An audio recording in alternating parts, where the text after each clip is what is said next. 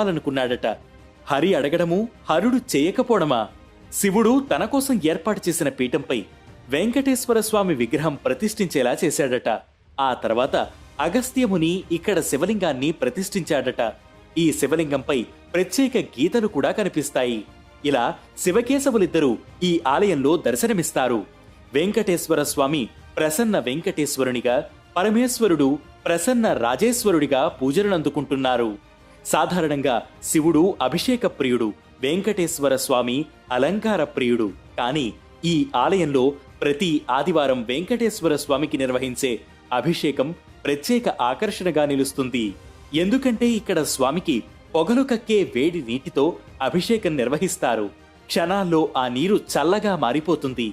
కొన్నేళ్ల క్రితం కొందరు స్వామీజీలు ఇక్కడకు వచ్చినప్పుడు తొలిసారిగా వేడి నీటిని తెప్పించి అభిషేకం చేశారు. అప్పటి నుంచి ఈ